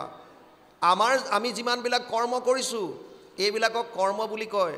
প্ৰভু ভগৱন্তই যিমানখিনি কৰিছে এইবিলাক লীলা বুলি কয়। এই লীলাখিনি যদি আমি শ্ৰৱণ কৰোঁ তেতিয়াহ'লে সেই লীলাখিনি যিহেতু দিব্য, সেই লীলা শ্ৰৱণ কীৰ্তন কৰিলে প্ৰভু ভগৱন্তৰ প্ৰতিটো লীলাৰ প্ৰতিটো কথা আমাৰ কৰ্ণপথে গৈ কৰ্ণপথে ভকতৰ হিয়াত প্ৰৱেশী হৰি দুৰ্বাসনা হৰে সমস্তই জলৰ যতেক মল যেহেন শৰৎকালে স্বভাৱতে নিৰ্মল কৰয়।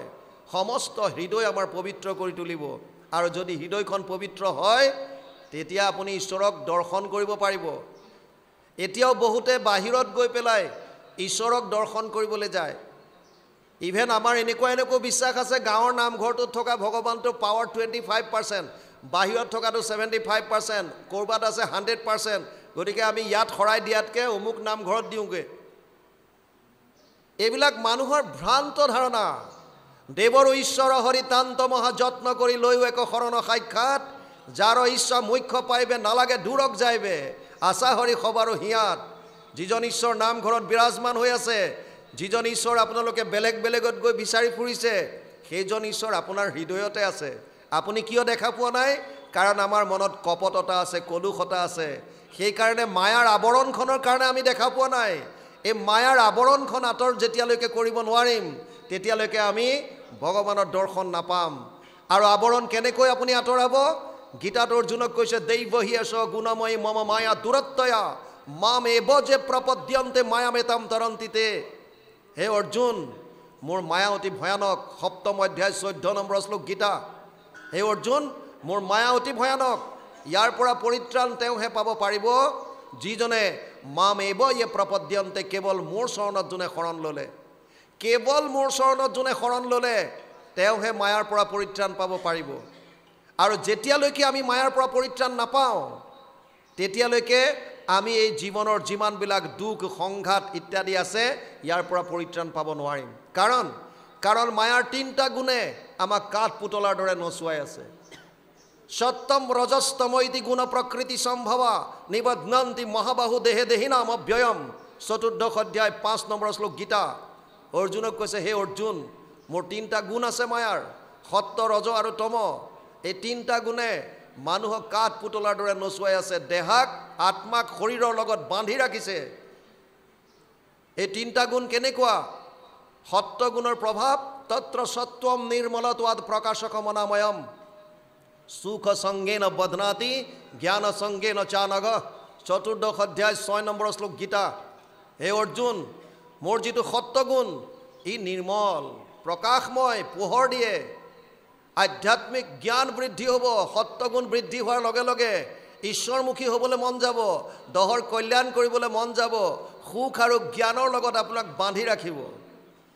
ৰজোগুণ, ৰজু ৰাগাত্মকম বৃদ্ধি তৃষ্ণা সংগ সমুদ্ভৱম তন নিবধ্নন্তি কৌন্তেয় কৰ্ম সংগেন দেহিনাম। 14 অধ্যায় 7 নম্বৰ শ্লোক গীতা। হে অৰ্জুন, ৰজোগুণ হৈছে ৰাগাত্মক, আসক্তি বঢ়াব। বয় বস্তু, ধন, টকা পইচা, পুত্ৰ, পৰিবাৰ, সংসাৰ এইবিলাকৰ প্ৰতি আসক্তি বঢ়াব, তৃষ্ণা বঢ়াব। ইটো লাগে, সিটো লাগে, সিটো লাগে। আৰু তাৰ কাৰণে বিভিন্ন কৰ্মত লিপ্ত কৰাব, নকৰিবলগীয়া কামকাৰী কৰিব। আশা পাশা সতেৰ্বদ্ধ কাম ক্ৰোধ পৰায়ণ ইহন্তে কাম ভোগাৰ্থম অন্যায়ন অৰ্থ সঞ্চয়ান। 8 অধ্যায় 12 নম্বৰ শ্লোক গীতা। হে অৰ্জুন, আশাৰ পাশত বন্দী হৈ মানুহে বিভিন্ন ধৰণৰ কৰাপশ্যনৰ দ্বাৰা হ'লেও টকা ঘটিব, সঞ্চয় কৰিব বিচাৰিব। গতিকে এইবিলাক হৈছে তৃষ্ণা যেতিয়া বাঢ়ি যাব। আৰু তমোগুণৰ মূল যিটো তাৰ কোৱালিটি, তমোগুণ হৈছে প্ৰমাদ আলস্য নিদ্ৰাভি, তমস্তু অজ্ঞানজম বৃদ্ধি, মোহনম সৰ্বদেহিনাম, প্ৰমাদ আলস্য নিদ্ৰাভি। প্ৰমাদ নকৰিবলগীয়া কামবিলাক কৰিব, আলস্য এলেহুৱা ভাৱ, নিদ্ৰা শুই থাকিবলৈ মন যাব। এইবিলাক কোৱালিটি আহিলে গম পাব, আলস্য ভাৱ আহিব, হিংসা কৰিবলৈ মন যাব, প্ৰমাদৰ দৰে কাম কৰিব, বিভিন্ন ধৰণৰ পশু পক্ষীৰ প্ৰতি হিংসা, জীৱৰ প্ৰতি অন্যায়, এইবিলাক ভাৱ মনলৈ আহিব। পঢ়িবলগীয়া বস্তুটো পিছত পঢ়িম বুলি থ'ব, কৰিবলগীয়া কামটো পিছত কৰিম বুলি থ'ব, প্ৰক্ৰাষ্টিনেশ্যন, বেলেগ পিছত কৰিম বুলি কওঁতে কৰিবলগীয়া কামৰ এটা মস্ত প্ৰকাণ্ড এটা দম হৈ যাব। আৰু তাৰ পাছত যেতিয়া ক'ৰ পৰা আৰম্ভ কৰোঁ, কি কৰোঁ একো গম নাপাব, তেতিয়া কি কৰিব? ছুইচাইড। যিমানবিলাকে আত্মঘাতী কৰে সেইবিলাক চিন্তা কৰিয়ে কৰে, তমোগুণৰ প্ৰভাৱ। সেইকাৰণে ইয়াৰ পৰা পাৰ পাব পৰা যদি কিবা উপায় আছে, উপায় এটাই ভগৱান কৃষ্ণই দি কৈছে, মাম এব যে প্ৰপদ্যন্তে মায়াম এতাম তৰন্তিতে। ৭ম অধ্যায় 14 নম্বৰ শ্লোক। হে অৰ্জুন, যদি ইয়াৰ পৰা পৰিত্ৰাণ বিচাৰিছ, মোৰ চৰণত শৰণ ল, তাৰ বাহিৰে গতি নাই। ৭০০ শ্লোকৰ গীতা, ৫৭৪টা শ্লোক ভগৱান কৃষ্ণই অৰ্জুনক কৈছে। ৫৭৪টা। প্ৰথমতেতো অৰ্জুনৰ সংশয় দূৰ কৰি গৈ আছে আৰু শেষত গৈ নিজৰ সিদ্ধান্ত দিছে। সৰ্বগুহ্যতমম ভূয় শৃণুমে পৰমম বচ, এইস্তস্মিমে দৃঢ়মিতি তত বক্ষ্যামি তে হিতম। অষ্টাদশ অধ্যায় ৬৪ নম্বৰ শ্লোক গীতা। হে অৰ্জুন, তোক এতিয়া গোপনীয়ৰ পৰা গোপনীয় কথাটো কওঁ, শুন।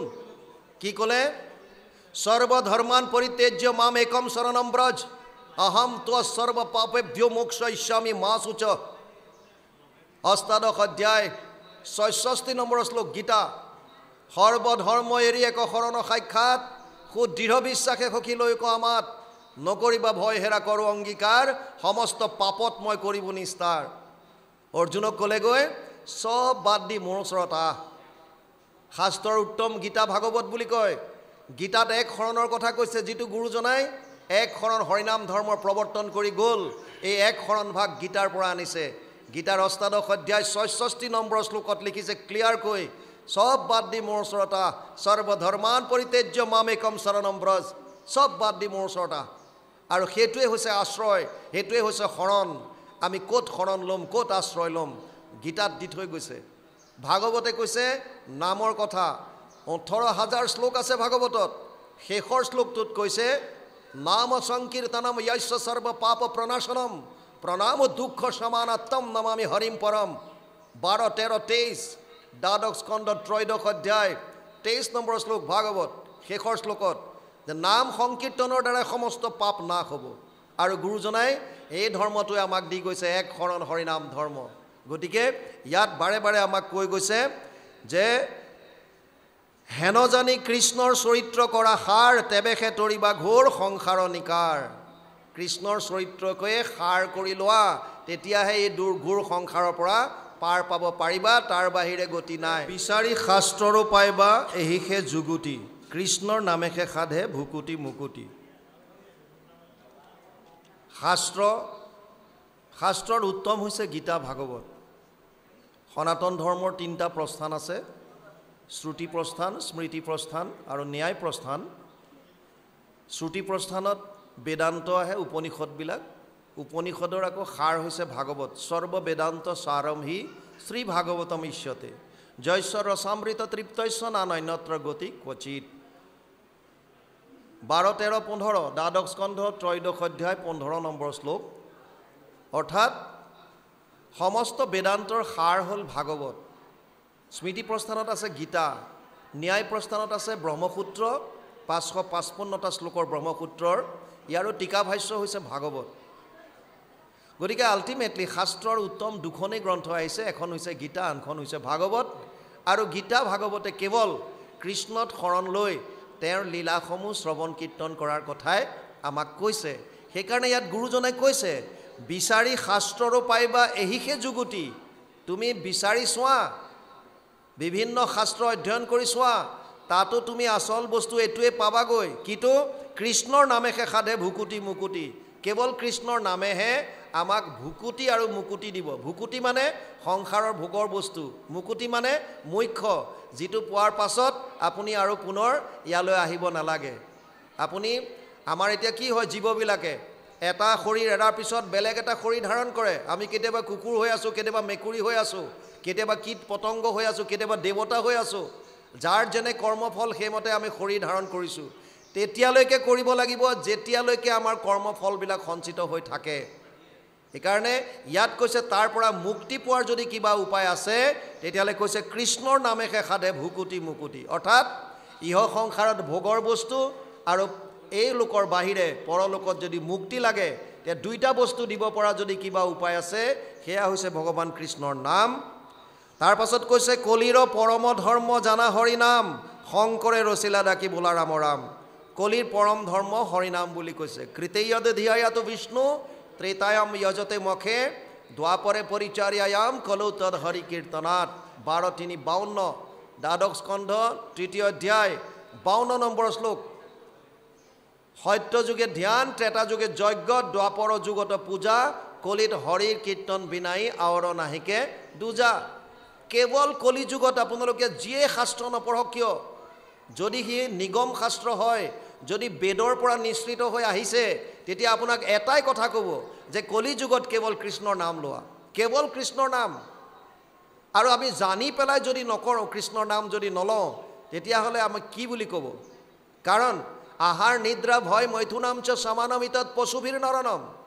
যদি কেৱল আহাৰ নিদ্ৰা ভয় আৰু সংসাৰ বৃদ্ধি কৰি আমি জীয়াই আছো তেতিয়াহ'লে আমাৰ আৰু পশু পক্ষীৰ মাজত একো পাৰ্থক্য নাই আমাক কেৱল এটা বস্তুৱে শ্ৰেষ্ঠ কৰি ৰাখিছে সেইটোৱে হৈছে ধৰ্ম ধৰ্ম হি তেষাম অধিক বিশেষ ধৰ্মে না হীনা পশুভীৰ সমানম ধৰ্মই কেৱল মানুহক শ্ৰেষ্ঠ কৰি ৰাখিছে ধৰ্ম মানে আপুনি যিটো ধাৰণ কৰি ৰাখিছে মনত যিটো পুহি ৰাখিছে যিটো মনত এনি টাইম ভাবি আছে সেইটোৱে আপোনাৰ কাৰণে ধৰ্ম যোনে যেনেকৈ ভাবিছে সি তেনেকুৱা হৈ যায় আমাৰ ভাবৰ ইমান শক্তি আছে যোনে যেনেকৈ ভাবে ইভেন এজন ল'ৰাই সৰুতে যদি ভাবে যে মই IAS হলো আৰু মনৰ ভাৱ তেওঁৰ আচৰণ তেওঁৰ চলন ফুৰণ যদি তেনেকুৱা হয় আপোনালোকে মানি লওক সি এদিন IAS হ'ব কনফাৰ্ম প্ৰথম কথা আমি বিশ্বাস নিজে কৰিব নোৱাৰো মই কেনেকৈ হ'ম এইটো ইমান টান এক্সাম UPSC মই কেনেকৈ দিম প্ৰথমতে নিগেটিভ আমাৰ মনত আহে কাৰণ সৰু ল'ৰা ছোৱালী জন্মৰ পৰা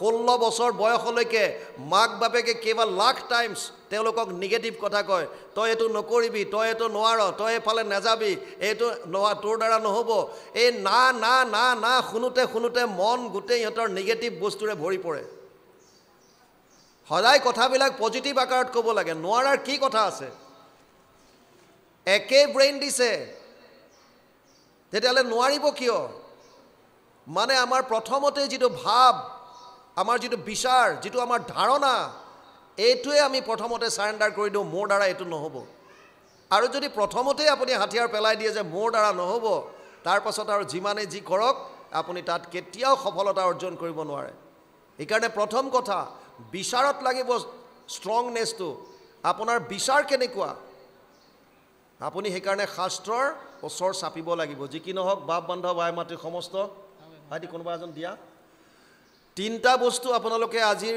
যিকেইজন আছে মনত ৰাখি যাওক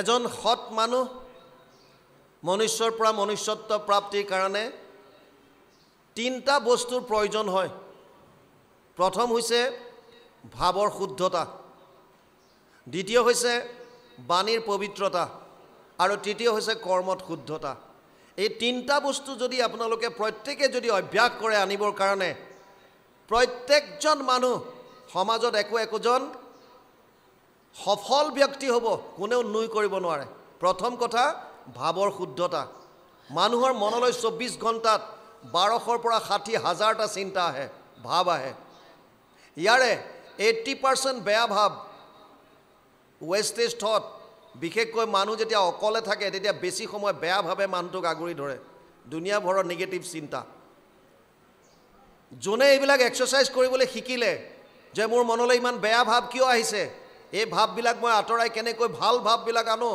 এই ভাৱৰ শুদ্ধতা যদি অভ্যাস যদি কৰে, আৰু তাৰ কাৰণে শাস্ত্ৰই আমাক উপায় দি গৈছে, এতদস্মাৎ পৰম কিঞ্চিত মনশুদ্ধেনা বিদ্যতে জন্মান্তৰে ভৱেত পুণ্যম তদা ভাগৱতম লভেত।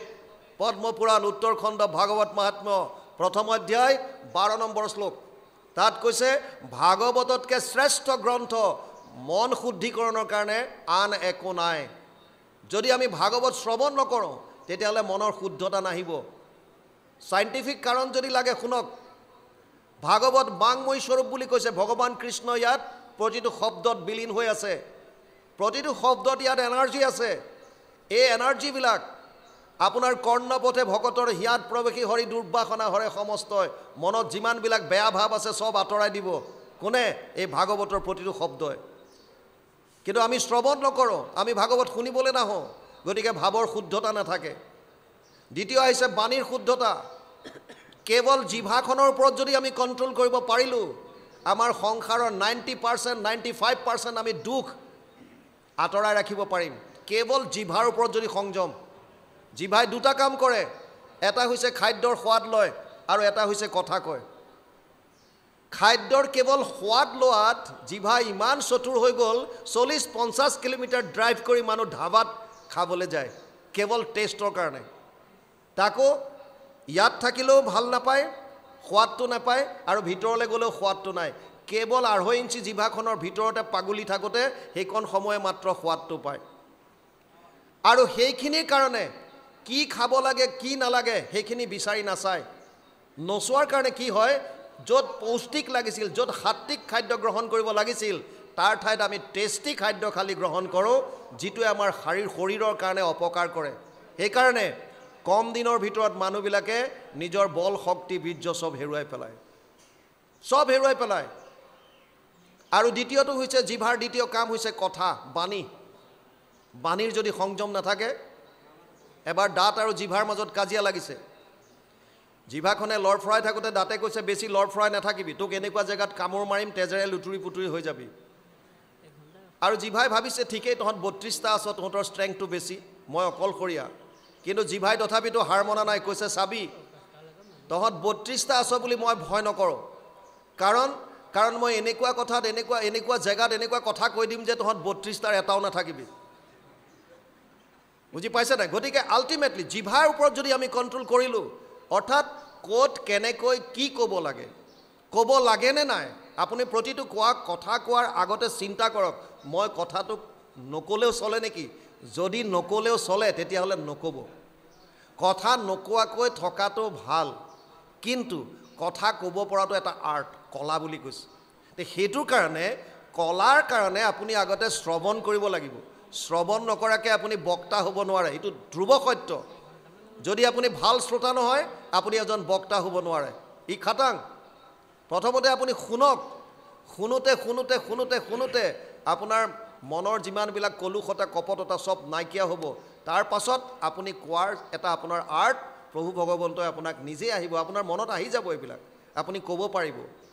আৰু বাণীক সেইকাৰণে বীণালৈ ৰূপান্তৰিত কৰিবলৈ কৈছে, যাতে সংগীতৰ উদ্ভৱ হয়। বাণীক যদি আমি বানলৈ ৰূপান্তৰিত কৰোঁ, এপাত শৰলৈ, তেতিয়াহ'লে কাৰোবাৰ হৃদয়ত আঘাত দিব। আৰু যিপাত শৰ আজি আপুনি বেলেগলৈ প্ৰহাৰ কৰিলে, সেইপাত শৰ এদিন ঘূৰি পকি আপোনাৰ শৰীৰত লাগিব। গতিকে দ্বিতীয়টো হৈছে বাণীৰ ওপৰত সংযম, তৃতীয়টো হৈছে কৰ্মৰ পবিত্ৰতা। আমি যি কৰ্ম কৰিছোঁ এই কৰ্মটো শাস্ত্ৰসন্মত হ'ব লাগে। অৰ্জুনক গীতাত কৈছে, তস্মাৎ শাস্ত্ৰম প্ৰমাণম তে কাৰ্য ব্যৱস্থিত জ্ঞাতৱা শাস্ত্ৰ বিধানোক্তম কৰ্ম কৰ্তুমিহ অৰ্হসি। 8 অধ্যায় 24 নম্বৰ শ্লোক গীতা। হে অৰ্জুন, তোৰ কাৰ্য অকাৰ্য, অৰ্থাৎ তই কোনটো কৰিব লাগে কোনটো কৰিব নালাগে, তাৰ ক্ষেত্ৰত শাস্ত্ৰই প্ৰমাণ। গতিকে আগতে শাস্ত্ৰৰ অধ্যয়ন কৰ, শাস্ত্ৰৰ মতে কৰ্মখিনি কৰ। যিটো কৰিব লাগে সেইটো কৰ, যিটো কৰিব নালাগে সেইটো নকৰিবি। বিধি আৰু নিষেধ, আমাৰ যিটো আজিকালি ডু আৰু ডোন্টছ বুলি কয়, এইটো কৰিব লাগে এইটো কৰিব নালাগে। আপুনি কৰিবলগীয়াটো যদিও কৰা নাই, নকৰিবলগীয়াখিনি এটলিষ্ট নকৰাকৈ থাকক। তেতিয়া পুণ্য অৰ্জন নহ'লেও পাপ আপোনাৰ দ্বাৰা নহয়। আমি পুণ্য অৰ্জন কম কৰোঁ, পাপ তাতকৈ বেছি কৰি দিওঁ। অৰ্থাৎ এজন ডায়েবেটিছৰ পেচেণ্ট ডাক্তৰৰ তাত গৈছে, ডাক্তৰে টেষ্ট কৰি পেলাই চুগাৰ পালে 300-400 মাৰি আছে, ক'লে যে তুমি ইনচুলিন ল'ব লাগিব, লগতে নিষেধ দিলে মিঠাইটো একদম ত্যাগ কৰি দিয়া। এতিয়া সি যদি ভাবে যে ইনচুলিন লাগিলে মই এটাৰ ঠাইত দুটা ল'ম, কিন্তু মই ৰসগোল্লা খামেই, গতিকে তাৰ পৰা লাভ নহ'ব, সি একো তাৰ পৰা লাভ নাপাব। সেইকাৰণে এই 3টা বস্তু আপোনালোকে মনত ৰাখক। ভাৱৰ শুদ্ধতা, নিজে আপোনালোকে অভ্যাস কৰক। মোৰ মনলৈ এইটো ভাৱ আহিছে কিয়, এইটো ভাৱ এই সময়ত কিয় আহিল, মই এইটো কথা কিয় চিন্তা কৰিলোঁ, এই সময়ত মই কি কৰিবলগীয়া আছিল, কি মোৰ কৰ্তব্য আছে। এনেকৈ এক্সাৰচাইজ কৰোঁতে কৰোঁতে এদিন দেখিব যে আপুনি বহুত ওপৰলৈ গুচি গৈছে, বহুত ওপৰলৈ। আৰু তাৰ বিপৰীতে যদি ভাৱৰ সোঁতত বৈ গ'ল, তেতিয়াহ'লে 80% চিন্তা বেয়া চিন্তা। গতিকে নিম্নগামী হোৱাটো খাটাং, তাৰ পৰা কোনেও ৰাখিব নোৱাৰে।